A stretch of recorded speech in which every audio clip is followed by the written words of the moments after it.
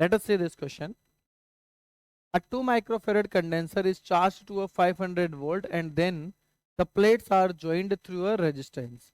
The heat produced in the resistance is joule.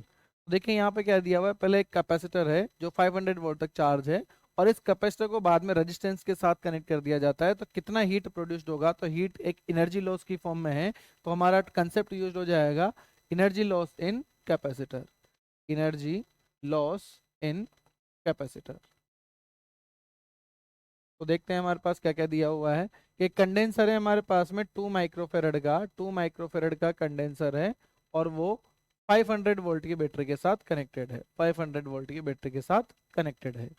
तो इसकी energy हमारे पास कितना हो जाएगा, या हम लोग यहाँ से एनर्जी निकालना चाहें तो एनर्जी हो जाएगा हमारे पास में, इसकी energy is equals to half c v square, ये हमारे पास में एनर्जी होने वाला है।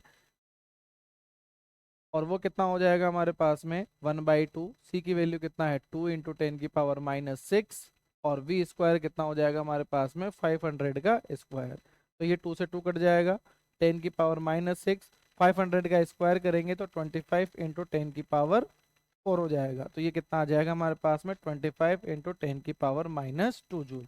इतनी एनर्जी अभी कैपेसिटर के पास है।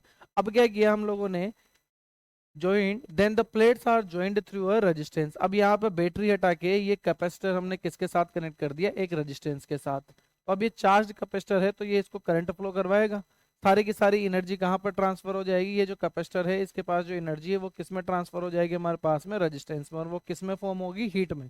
तो total energy is wasted in heat, तो टोटल एनर्जी लॉस,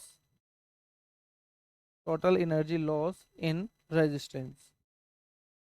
हमारे पास में जो एनर्जी लॉस आने वाला है, energy loss E is equal to कितना हो जाएगा 25 इंटू 10⁻⁻2 जूल, यानी कि कंप्लीट एनर्जी हमारे पास में किस में चली जाएगी, एनर्जी लॉस की फॉर्म में। तो 25 into 10⁻⁻2 joule will be our